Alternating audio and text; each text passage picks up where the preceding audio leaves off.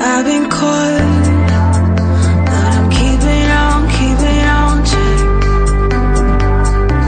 And I've been taught, but I'm keeping on check.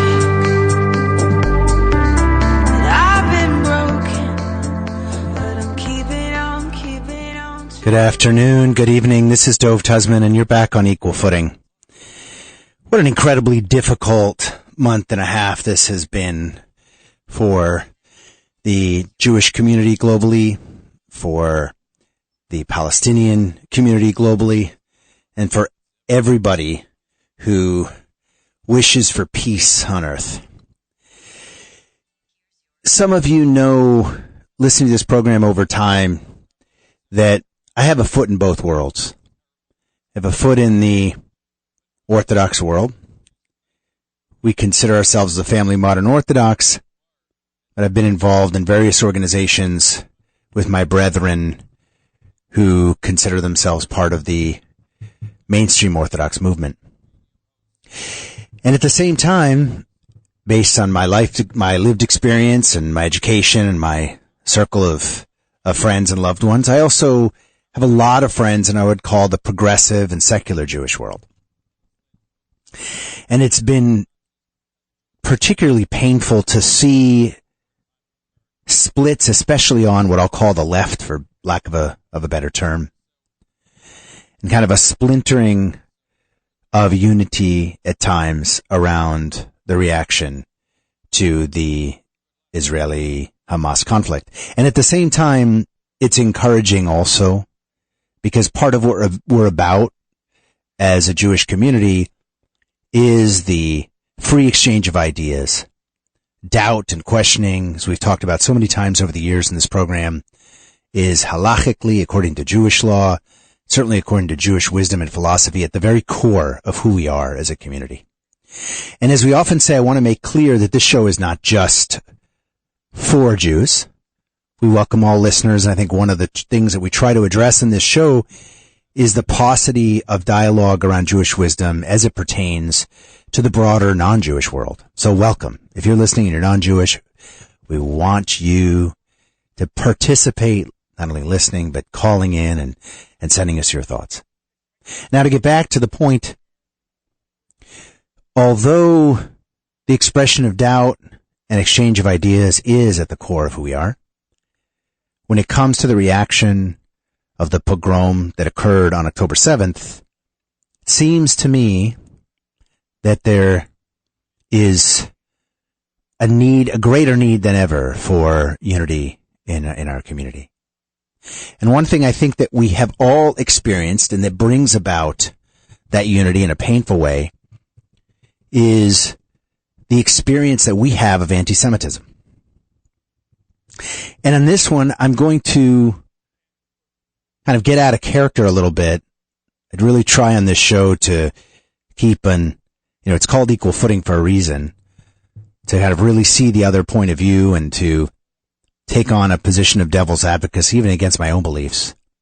In this very narrow and specific topic, I'm going to change that up a little bit.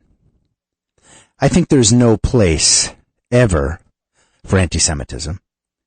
In the same way, I think there's no place ever for race and ethnicity-based bigotry against any people. I am both Jewish and Hispanic. I grew up in part in Latin America, and I feel very comfortable in both communities.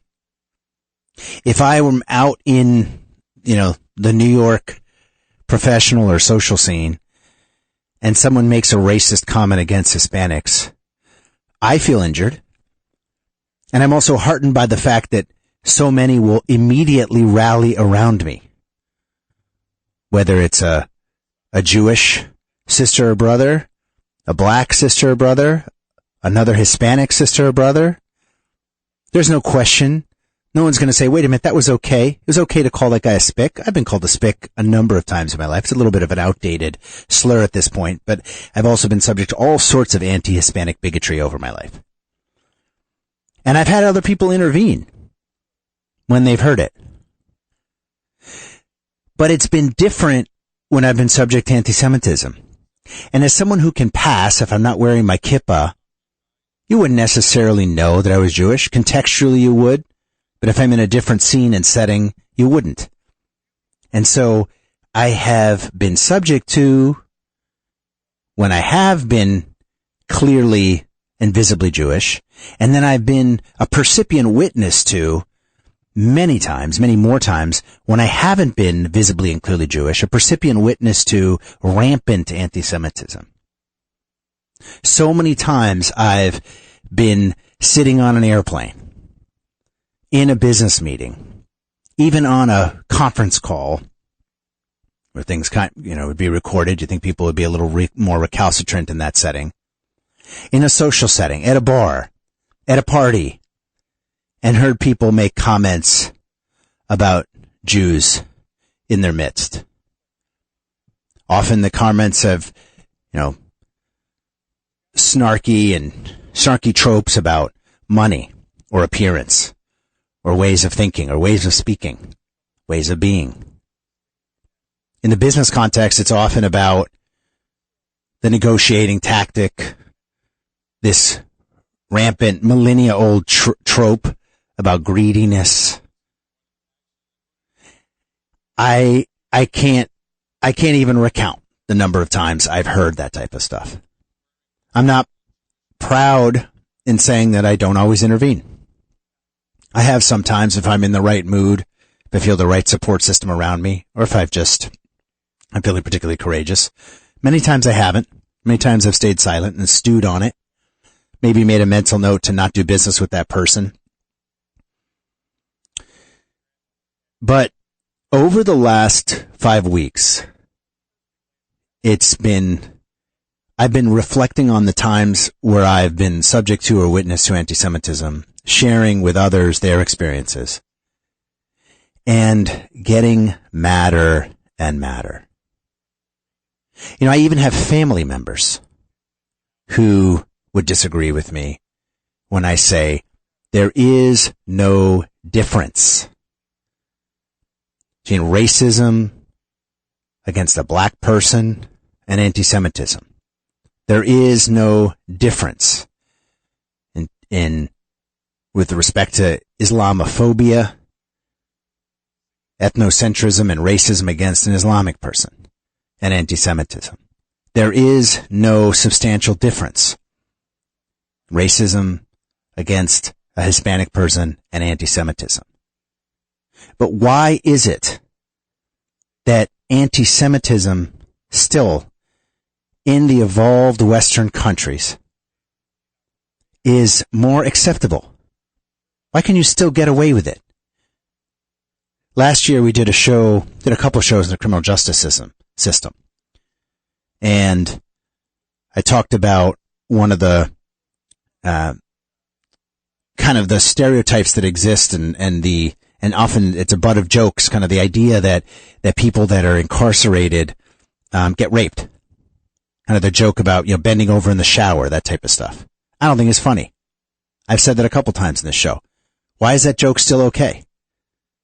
Is it okay to joke about, rape for your neighbor? Of course not. Family member? Of course not. Someone who's incarcerated? Somehow it's still all right to say that on stage? Well, I feel the same about anti-Semitic comments. It's somehow still okay for it to be part of a discourse. As if there's something real there. As if it's still something that's up for debate, that all Jews are one way or another. It's not okay. And I think we, as a community, sure, we have wonderful organizations like the Anti-Defamation League, the ADL. I'm going to use them as a resource here tonight a little bit. But as a community, day to day, I don't think we speak up enough. I don't think that we say to our colleagues at the workplace, or the person that's sitting at the next table at the restaurant, or the person that we sit next to in public transportation, that, hey, what you just said, what I just overheard, that's not okay. We don't get mad enough. Somehow we have, internalized some sort of victim mentality or a feeling that maybe if we're just quiet, this stuff will go away. It doesn't go away. It's a river of hate. It's a river that flows right below the surface for the last 2,000 years. And any time, a little tap, and the geyser explodes. We're seeing that all over the world. You have Jewish students in an Ivy League school in a posh town in upstate New York. They can't eat together in the lunch hall because they're afraid of violence. You have people taking all over Europe, and we have a home in France, and I get it completely. There's a much larger and much more vocal and much less integrated Arab population, Muslim population in Europe, in Western and Central Europe. And it's scary to have a mezuzah on your door. I'm sure you've read about people removing mezuzot from their doors, not only there, but even in the United States. Even in New York City, I have to consider. My wife said the other day, and to be fair, this wasn't in New York. We were traveling on vacation. We were in Latin America, a place that I don't think of as a hotbed of anti-Semitism. And my wife said, maybe you shouldn't wear your kippah. I've thought about at times not wearing my kippah when I'm not feeling spiritually connected. We've talked about that on this show. But I have very, very rarely in my life, only a couple times, and I'll get to that on the program, I felt like I couldn't wear my kippah for fear of physical harm or fear of the harm that might befall, God forbid, my family. But I didn't, I did anyway. I wore it anyway, but I considered it. I paused. I understood where she was coming from. And then later that same day, we were in Cartagena, Colombia, beautiful city, beautiful place. We go there a lot. But I read that same day that the president of Colombia had made a statement that he was effectively exhilarated at the kind of change in power that he had perceived that had occurred on October 7th. That he explicitly was only one of several heads of state. I think there were 4 heads of state of whatever it is, 160 plus countries. Someone will correct me on the number. That had actually made a formal statement in support of Hamas in the immediate aftermath of October 7th, because we were there just a few days later. This is absurd. And it isn't tit for tat. There is not moral equivalency here. I have beloved Palestinian friends. Just a few days ago, I felt moved to create a WhatsApp chat with several friends that I consider like family to me that are in Jordan and Dubai. I used to live in Dubai. I used to transit through Jordan a lot. I did a lot of business in the Arab world in the Middle East. A lot in my life. And there's a family there, an extended family that feel like family to me. They've taken me in as family. We've spent vacations together in different countries. I love them. They're Palestinian. I felt moved to set up a WhatsApp chat and send a message of love and peace to them. I stand by that 100%. And I got that back from them. So please don't think that what I'm saying is anti-Palestinian. I am not anti-Palestinian, notwithstanding some of the commentary in this show from some of our guests over the last couple of weeks. I understand where that feeling can arise from, but I am not anti-Palestinian. I'm anti-hatred, I'm anti-terrorism, I'm anti-bigotry, I'm anti-racism, I'm anti-double standards, I'm anti-hypocrisy, but I'm not anti-Palestinian.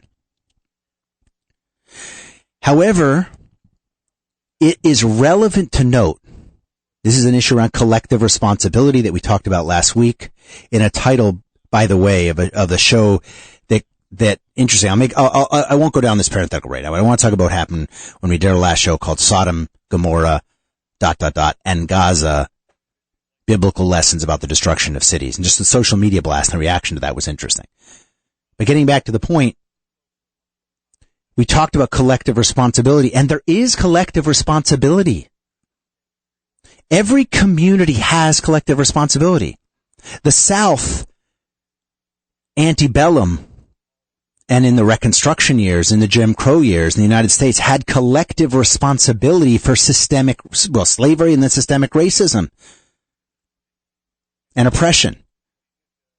There is collective responsibility. I think we acknowledge as a Jewish people, whether we're living in Israel or Israeli or not, the 14 or whatever it is, 16 million of us around the world, we have a collective responsibility around what is indubitably a humanitarian crisis in Gaza. You don't have to be a bleeding heart or a dove to think that there's a humanitarian crisis. You might think it's justified right now. That's a different discussion. But there is a collective responsibility that we have as a Jewish people around that issue. Well, the Palestinian people have a collective responsibility as well around the issues around hate.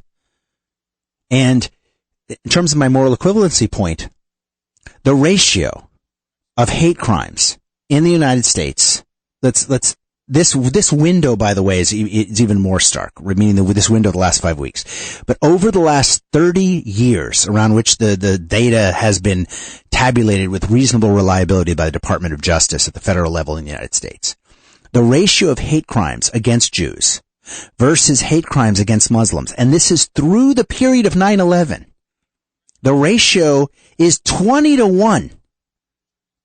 There's 20 times as many hate crimes against Jews as against Muslims. There's a larger population of Muslims in the United States. And here's where it gets really interesting. The hate crimes against Muslims by Jews versus the hate crimes of Muslims against Jews. You know what that ratio is? 1 to 160. Let me spell that out for you. In the United States, over the last 30 years, for every one hate crime, now hate crimes are broadly, have a specific definition that I don't have in front of me on the screen, but I will, if our wonderful producer, Leah, gets me this, I'll read it to you, because there's a federal definition of hate crime. But I know it involves speech, obviously involves physical violence, but it does also involve speech. The ratio, that means, let me spell this out, that for every one time, listen to this, for every one time, over the last 30 years, 32 years, whatever precisely it is, a Jew commits a hate crime against a Muslim in the United States. For every one time that's happened, 160 times Muslims have committed a hate crime against Jews. The ratio is 1 to 160. This is not morally equivalent. There is a collective responsibility issue here. We need to be mad. We need to speak up. We need to get out of a victim mentality. We as a Jewish people, not just as a reaction to the Holocaust, but in the Zionist movement leading up to that period as well, we decided in a certain sense to shirk off the victim stance. The creation of the Israeli state, which obviously goes back to residents that is 3,000 plus years of history there, was, in a sense, a collective act of courage, of unity, of advocacy, and of strength, not a position of victimhood. Now, I'm going to try to get this hate crime definition just because I promised it, and I'm a little OCD. So here we go. A hate crime, the federal definition, Department of Justice, also known as a bias-motivated crime or bias crime, is a prejudice-motivated crime which occurs when a perpetrator targets a victim because of their perceived membership of a certain social, ethnic, or racial group, and then it can be manifested both in forms of speech and writing, as well as obviously in acts in the physical world.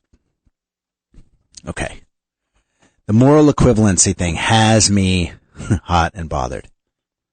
Now, I got to go to our first break. Obviously, if you know this show, you know this is a different format tonight. We don't have an outside guest, but you are the guest. We want you, please, to WhatsApp or text in your experiences of anti-Semitism. Real experiences. Why do we hide from sharing this? Ask yourself that. And you some of you may feel I'm wrong. But you know what? If you're honest with yourself, I think many of you, like me, will acknowledge that for some reason we don't share it as much. You know, I have many friends of all sorts of races and ethnicities, and I hear on a regular basis, not with pride, but with rightful indignation and a desire to correct action, stories of the racism or bigotry they experienced that same day, or last week, or when they were a child, or whatever. And I applaud that. And I say, God forbid that should happen again. That's horrible. I commiserate. I feel that pain. Well, we need to do that also as a Jewish community. We need to say it when it happens. Share it when it happens. Get raw. Share with me by WhatsApp or text your lived experience of anti-Semitism. Something that's happened to you, maybe your children, other loved ones, or if you're not Jewish, or even if you are, something that's happened to someone else that you've been a recipient witness to. Text or WhatsApp it in 917-428-4062. That's 917. I already see the board lighting up. 917-428-4062. That is not for calling, however. The person's calling, people calling know our number already, our 718 number. The number for texting and WhatsApp is 917-428-4062. The number to call in live is 718-303-9090. That's 718-303-9090. That's to call in. I want to say one more thing before we go to our break, a little bit belabored here. And that is that if you are in the Orthodox, if you consider yourself the Orthodox, why is it that in our Orthodox community, we somehow are even less likely, it seems, I posit, to talk about anti-Semitic experiences that we have in life? Is it because we're living in what sometimes are enclosed communities and we feel safe?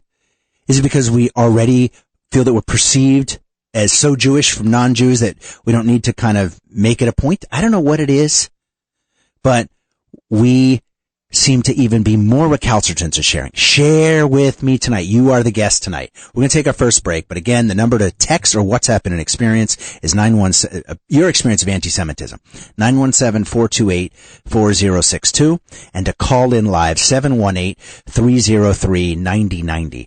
We are without our studio engineer tonight, so we're having a little bit of challenges with the line. If you got dropped, please call back. I see some folks calling back. We'll be right back on Equal Footing.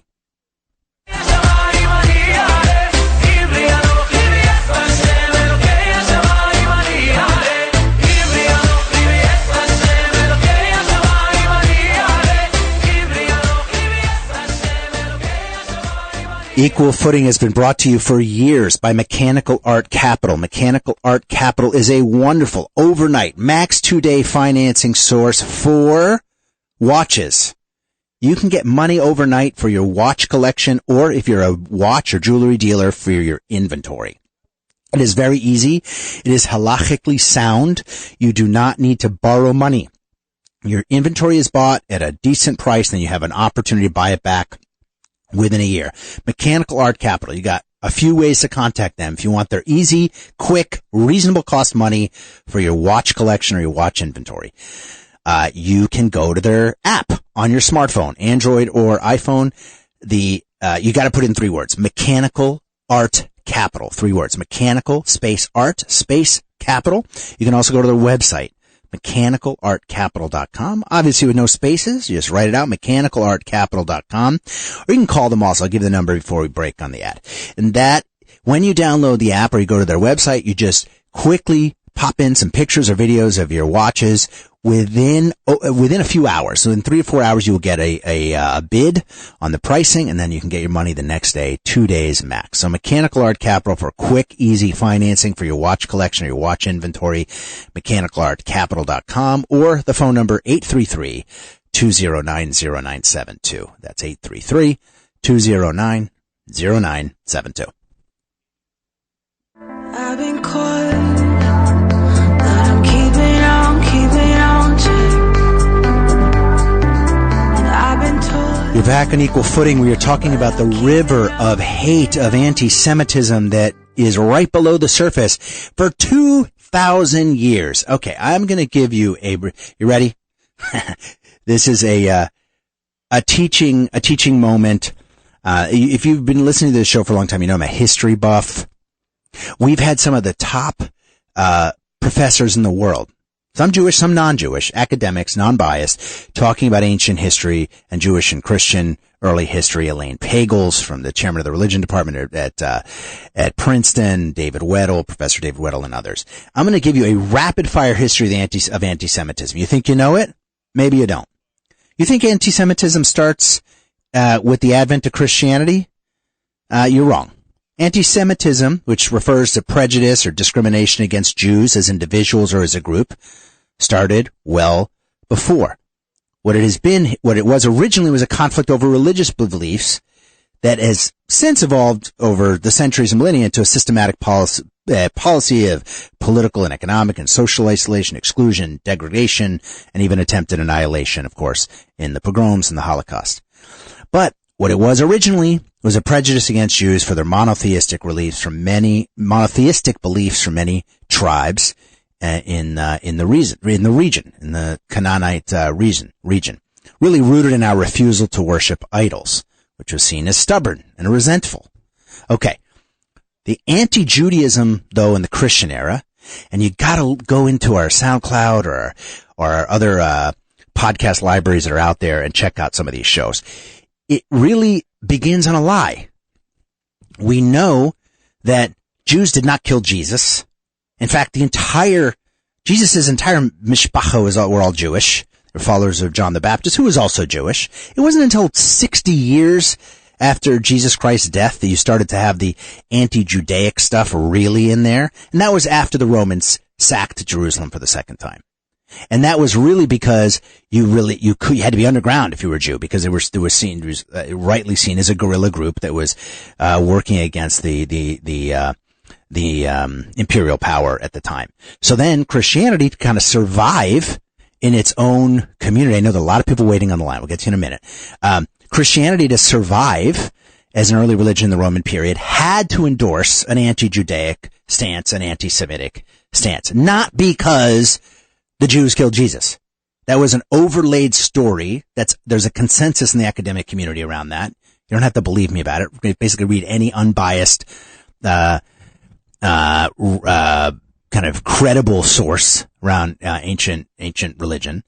And then, of course, that becomes institutionalized in Christianity in the Middle Ages and beyond. I'm not going to go through all of that, but you have from, the 4th century all the way until the 16th, all the way into the 18th century, periodic, efforts of, expropriation and expulsion and degradation and attempted annihilation. Of course, that then culminates in the Holocaust, the Shoah.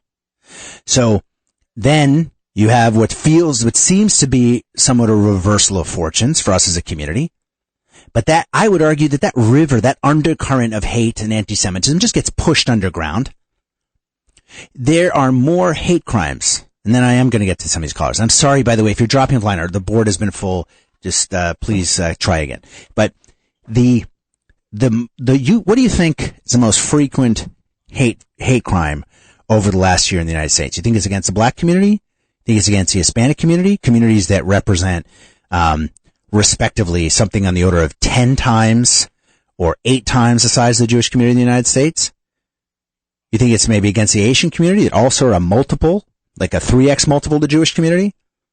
Do you think it's maybe even against the Muslim community? It's like 2 times as large. Nope. The most prevalent hate crime against any racial or ethnic group in the United States over the last year have been against Jewish people.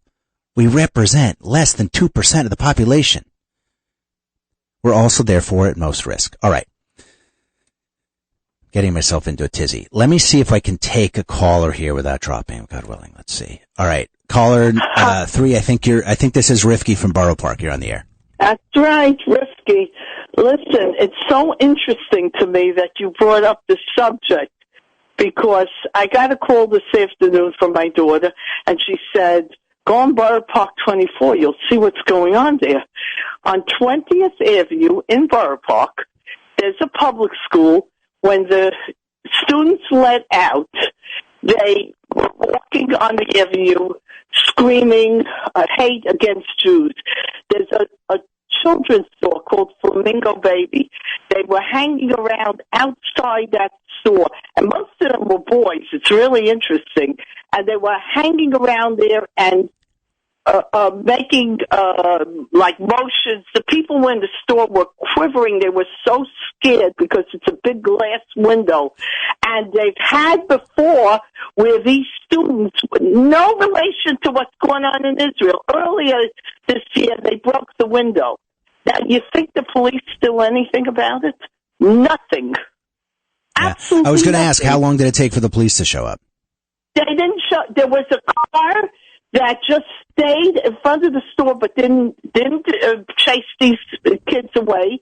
Didn't tell them they were ranting, hate against Jews, and all the things that that they heard people saying about from the north to the west. You know what, Rifki?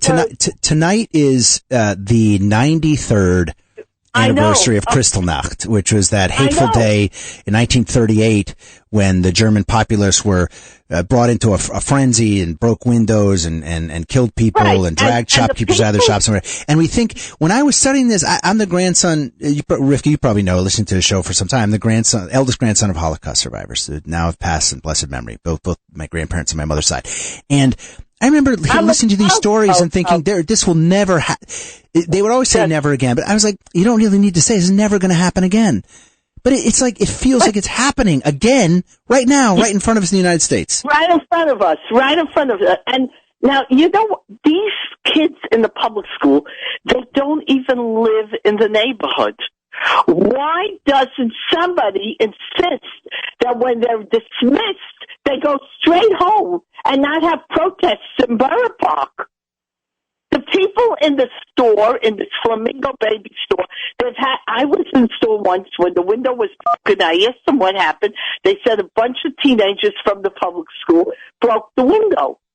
And now they're outside ranting and raving all these things that they heard. All these demonstrations are, if the news would stop putting it on, maybe some of these kids, it's like filtering them to do more and more. Somebody, Rifki, I don't know how this strikes you, but I thought it was a very insightful comment. A friend of our family a couple nights ago reflecting on this, and they had a psychotherapeutic background, and they said the way they see this rising of indignation from kind of self-described social justice warriors, a lot of people on college campuses, a lot of people, Jews as well, and a lot of brown people. And I'm brown. I'm not saying that in any insulting way. Like, a lot of people that are Hispanic or black as well. There's this projecting of pain that is like, okay, I feel oppressed, and the Palestinians are being oppressed, and this is also something about white and brown people, which is absurd, by the way, if you've been to Israel, which is mostly Sephardic, and there's this projecting of pain. But then I want to say, hey, you know what? I used to live in the Arab world. I lived in Dubai for 8 years. It was my base. Like, I lived there before the peace agreement. I went to a secret synagogue. There was like a secret little community that was on like a 40-something floor of a skyscraper, so no one would know we were there. It was before it was allowed. I can tell you, try being a non-Arab black person with an African, say, descent, background, and living in Saudi. You will be subject to so much more systemic racism than you would in Israel. You can't even compare it. Try being a queer person. Try being LGBTQ. And of course, in the Orthodox world, there are issues around that. But we don't stone people for being gay. Right. Try speaking, and let's even keep it simple. Try marching. Try protesting. Try living in Gaza and protesting against Hamas. See how that goes. What is this absurd blind spot? I mean, Israel is the only democracy in the Middle East. You know what else, Rifki? We were talking to someone with a background around political policy and socioeconomic policy in the Middle East. A non-biased person, a non-Jewish person, Jewish person. And he had written an article about the path to citizenship. I think it blew me away. See how you feel about it. You have a better chance of becoming a citizen of Israel a much better chance as a Palestinian living in Gaza through working and over time and application and so forth. You actually can become, there is a path to citizenship. It's difficult, but it's possible, than you do becoming a citizen of Jordan, of Egypt, or any surrounding country where there is not a path to citizenship for you. It's absurd. Well, it's absurd. My daughter called me and she said, Ma, with all the Congress people we have, we just voted for them. Can't they do something? We have to be afraid right here in our hometown. We have to be afraid. Yeah. And the police that talk about defund the police. Well, we do need to get out to vote more as a community. And the elections were just 2 days ago. I hope you went out and voted. Rivki, thank you for your call. I always love to have you on the air. I want to get to another caller here. I think we've got Stan on line 1. Yeah. Hello. Stan, can you hear me? I can, and I'm wondering. Often we're at odds on stuff. I'm wondering how you feel about tonight's show. I haven't liked your shows for the last 8 weeks. I think I don't know where your mindset is for the last couple, but it's not been right. Let me say, just a minute. Let me say this. I listened to that woman, a waste of time. Look, I heard today from a gentleman. His name was Bill Robinson. I don't know if you saw it online. Mr. Robinson claims he's a Jew. And this is what he said. If you're living in New York and you're Jewish, we got to leave. It's time for us to go. We're not safe here anymore. That's what he said. And then I called up the station that he was on, and I spoke. And this is what I said. Sir, we're not safe here. We weren't safe in Germany. We weren't safe in Egypt. We weren't safe anywhere over the last 5 years. There's nowhere for us to go. We can't go to Israel. That's over with. They're leaving for the situation. Wait a minute. Wait, no, who's leaving? Who's leaving Israel? Just listen for a change. We're leaving. We're going to leave. Who's we? We want us to leave as Jews. You're talking about Jews in Israel leaving Israel? Other countries for the last 5,000 years. We're not going anywhere. We've stopped running. We've stopped going anywhere. And we're staying put where we are. Okay? And if that means we turn around and we have to fight to survive, we fight to survive. The days of us running and leaving, as our history has shown, is over. Is this situation that happened a couple of weeks ago? There's no more place to run. The people in Israel, you're not going to run to Israel to be safe. You're not. This is where we are. This is the second largest Jewish population in the world. We ain't going anywhere.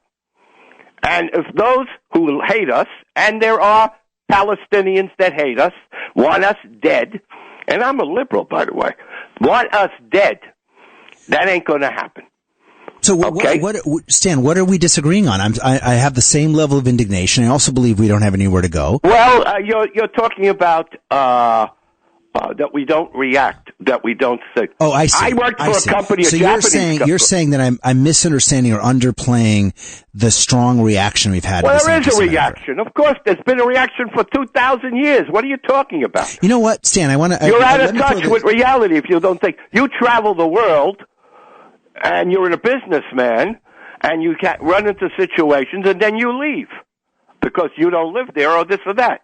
But I don't think there's enough of a reaction, Stan. Well, I got news and for I'm trying to stir up more of a reaction. Well, if you mean reaction, starting to shoot those that kill us, I say yeah. No, I don't mean that. Well, you can't have it both ways. I mean, get out and protest also. Get out and march. Yeah. But I got news for you. At this stage, I don't think protest is going to matter at this stage. Because the damage every cellular component of advocacy makes a difference, and that's a difference. And that's a lesson in social justice movements for forget social many justice years. movement. If we waited for that. This is a social justice movement. I think that's part of the narrative needs to be claimed around it, because the pro-Palestinian protests have kind of adopted this narrative that is the social justice movement, and that a pro-Israeli march is somehow part of an oppressive regime, which is ridiculous. Of course it is. Well, here's the point. You're wasting your time saying that. You're not convincing anybody. That's been the problem. The damage has been done over the last 25 years in the colleges. Long before you got a show, the damages were done by Egyptian foundations putting money into all the colleges. It's been there. I've known it. It's been for a long time. I want to move on, but I'm going to ask you one thing before I hang up on you. You know I love you. Yeah. What do you think we should be, let's take for granted that we decided to do a show on anti-Semitism tonight. What do you think we should be saying? Don't turn Jackie Robinson was a baseball player. And Jackie Robinson was black, and he was told by the manager, the great Branch Rickey, if they say something to you, turn your cheek, and then turn the other cheek. Well, you only have two cheeks. You can't turn anymore, Jackie said. I'm not turning. We can't turn the cheek anymore. We have to be assertive, be forceful, and defend ourselves, or we will be killed. There is no other answer. You're more in the Malcolm X school than the Martin Luther King school. Don't say that. Don't say that. I'm not saying it's bad. Malcolm X got shot because of his problem. He was. Then he came to nonviolence. Towards when he saw. So you're not advocating violence, but you're advocating a very strong response. Take it. There's a time you're going to have to. You know what, Stan? I love the way you said it. I couldn't have said it better. I totally agree, and that's what we're trying to say tonight: is be more vocal, be out there. Maybe my show won't make a difference. Maybe somebody will be listening to this and at least heard some of those stats, which shocked me, and African Americans may have a different point of view on those stats. It makes me so sad when I have, let me tell you, Stan, and I am going to need to drive because of I'm getting the wave from the producer that we. That's okay. Yeah. Okay. I'll hang up. We sent out the social media blast, tonight for the show. It goes to many hundreds of people, and we referred to last week's show, and last week's show was called Sodom, Gomorrah, ... and Gaza, biblical lessons about destruction of cities. Now, we were not equating, it was obviously a piquant title, but we had Rabbi Shmuel Green on, and we were talking about actually the very deep moral and ethical complexity around civilian casualties that are played out in the Bible on many occasions. But people that we had for the first time in 5 years, for the first time, we had people proactively block the social media blast. I've had people over time say, hey, my inbox is cluttered. Not so many, because we don't send so many blasts out once a week. But in this case, we had people block, a few people, 3 people block it. You know who they were? I'm not going to say their names, obviously, but one person who is a wonderful advocate for social justice and the criminal justice system, who we had on the show a couple of years ago. We've done a number of shows on that, so I'm not giving away who it is. African-American guy who was formerly incarcerated. Another person was a Jewish convert who had been in the show at one point, but also very progressive, kind of politically. And then another person was a professor, a professor from the Mormon world. We did several shows on these topics, so I'm not giving away who it is by saying that. And I thought, how deeply sad. Because if they had actually clicked and listened to the show, they would have heard different points of view, some of which, Stan, that you might have, bonked me on the head, probably did bonk me on the head for, because you think I'm too progressive on certain things, I think. But, in general, what it was, there's not even an ability to listen. And I was thinking, there's so much more in common in terms of moral values and pluralism and human rights and freedom of expression with Israeli society and with Jewish ethics than there is with the other side. And there's not even an ability to understand, and especially this social justice warrior for criminal justice reform, this black American, felt like, my God, there's no comparison between prisons in Israel and prisons in the Arab world. The prisons are consistently rated by human rights organizations globally as some of the worst in the world, in the Arab world.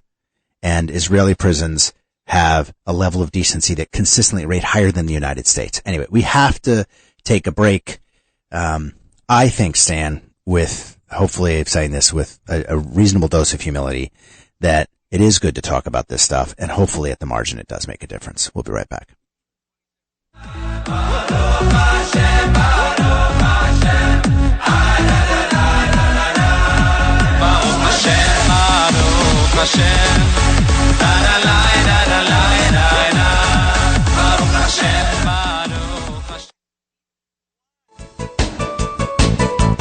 Equal Footing with Dove Tusman is sponsored by MDCS Dermatology, your experts in skincare.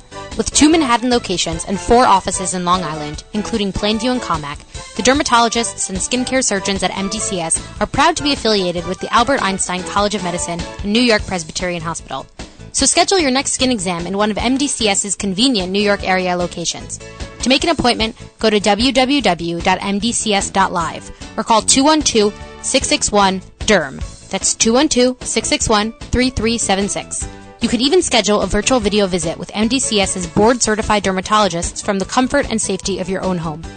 So go to www.mdcs.live or call 212-661-3376. And don't forget to mention Equal Footing for 15% off all cosmetic procedures. I've been caught, but I'm keeping on to. I've been told, but I'm keeping on. We're back on Equal Footing, and I am Dove Tusman, and we're talking about anti-Semitism, and it is alive and well. We've asked some of you to share your lived experiences in the topic. We've had a lot of texts and notes. I'll read. I'm getting a little wave here from our producers come back in the sound stage here, and hey, Leah. Hello, everyone. I'm sorry for interrupting, Dove. I was asking our listeners in our community to share in stories of anti-Semitism, and I got some powerful messages that I wanted to read to people on air as a reminder that we're not alone, and this is our reality, and to not shy away and not be afraid of speaking up. So I have someone who prefers to be anonymous. That tells you a lot. That says that his son has expressed concerns about safety around being in the synagogue.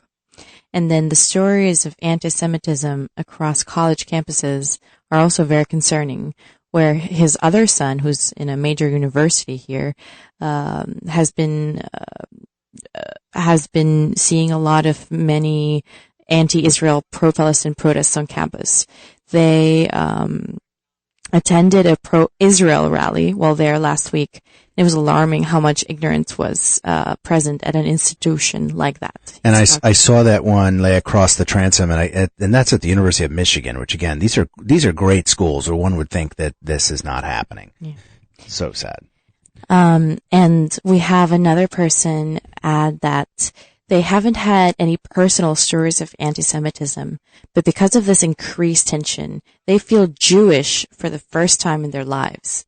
Or it's clear to them that their environment sees them as Jewish despite their personal beliefs. He says, it got to a point we kept our kids home when there were threats against the community because we were worried about other kids harassing them. There's another note here from a listener who reports having minority groups in their area. And it's interesting when people say minority groups because we are also a minority group. But here I imagine it's Black and Hispanics being referred to, in the streets yelling, "Burn them again" and "Bring back the Nazis." I just find it unfathomable that this is going on. Let's see if I can pull this up for a second, because I was very moved by this. It came through just before our last, ad break. Okay. So this is an Israeli, who is living, in the United States and was a soldier in the IDF and had a near-death experience in the IDF. And they're now living with their wife in the New York area. Both of them are Israeli, and they felt that they would never have this type of danger living in the United States, and now they actually fear for their kids' safety. I mean, it's just astonishing. I wanted to share a personal story of anti-Semitism very briefly. I told it once several years ago. I was in Prague. I used to live there, and I went out pretty late to walk the dog, and it was a calm, beautiful street in a very nice area, and I felt like something was like hitting my back, like almost like hail, something, and then it got stronger. I turned around, and there was a little group of neo-Nazi skinheads throwing shit on me. Literally. I'm sorry. I can't say that on the air. I'm so sorry. We'll have to bleep that out. Throwing feces, on me, and saying things in Czech that amounted to dirty Jew. So, that's a personal lived experience. We want to hear from you. Talk to us about your experiences, of anti-Semitism. And, all right. I am going to, Leah, there were some that you had gathered as well here from listeners, and I'm going to ask you to pull those up while I'm in transition here. I think that if I'd love to hear from other listeners as well on Stan's point. Do you think this matters? I mean, is there any point in talking about anti-Semitism? Seems like to some degree, Stan thinks it's kind of a lost cause. I don't think so. As I led the program with, I think that we don't actually talk about it enough. You hear about it in the media, but as individuals, we're not vocal enough when it happens, particularly in the Orthodox community. Okay, I'm getting it. Okay, here are a few. You want to alternate here, Leah? I'll do one. You do the next. Always. Yeah. So actually, I'll share one that comes from an experience pre-show, talking to someone about they're living on the West Side, and they're saying that there were posters that were put up about on the West Side of Manhattan, Upper West Side, and that are around people that are still being held hostage, presumably, God willing, they're still alive by Hamas, and that those posters are often getting slashed, that there's like red paint being put on them. Yeah. They're being torn down, etc. And these are like images of children. I mean, there's a 10-month-old baby that was kidnapped. There's images of kids, and it's interesting to see how people dehumanize these victims.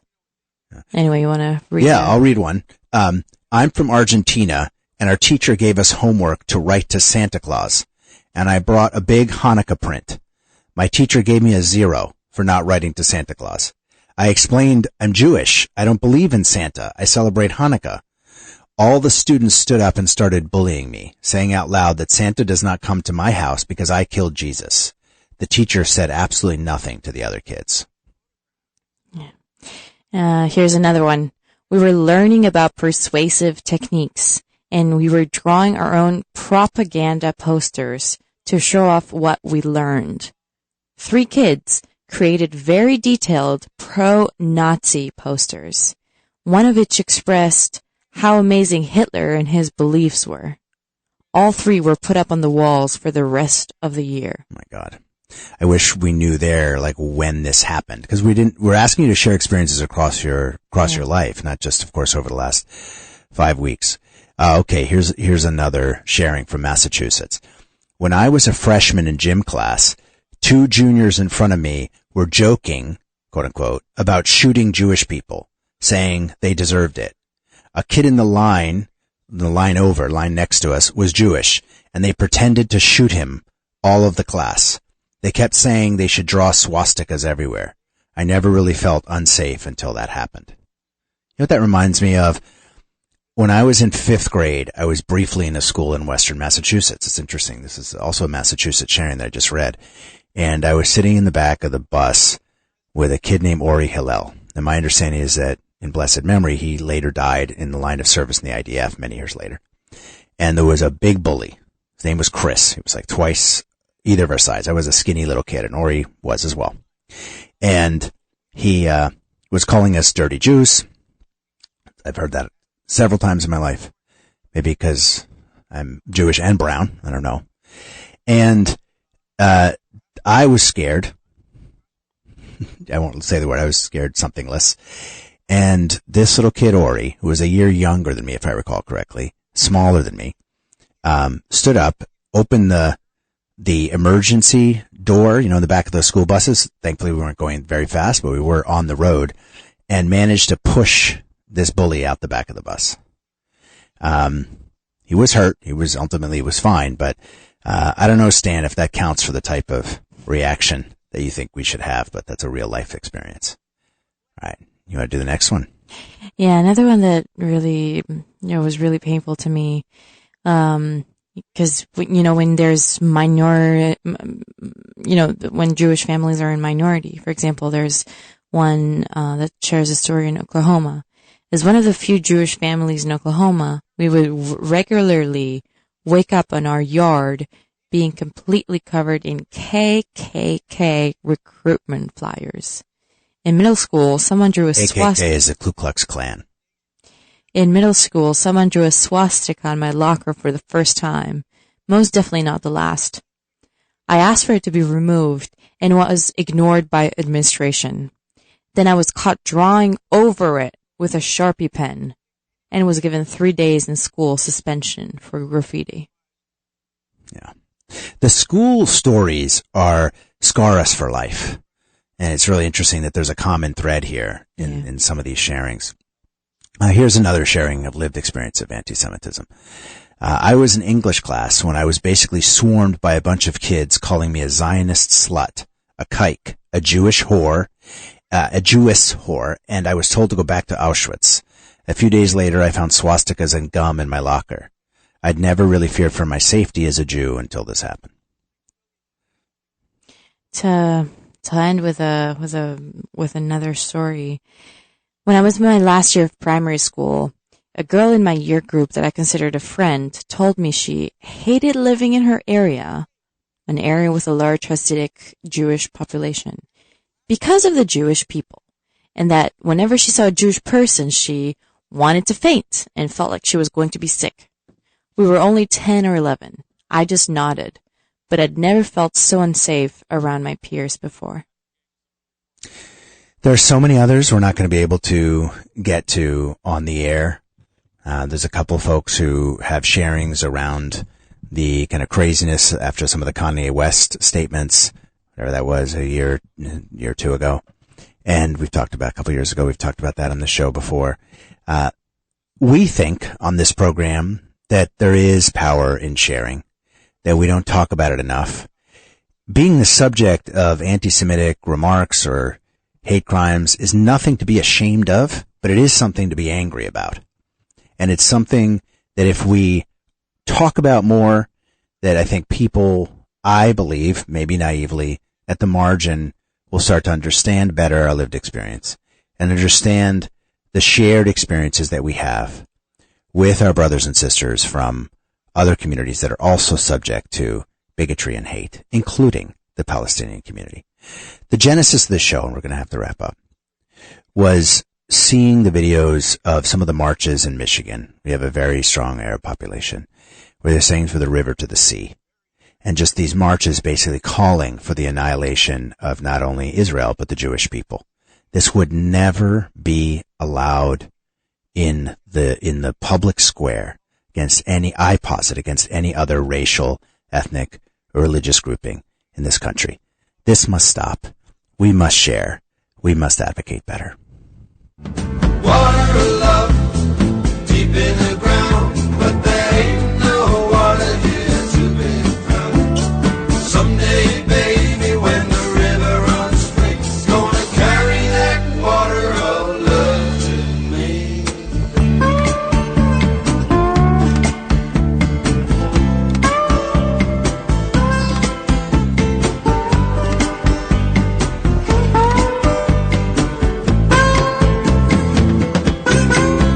There's a bird up in a tree, sitting up high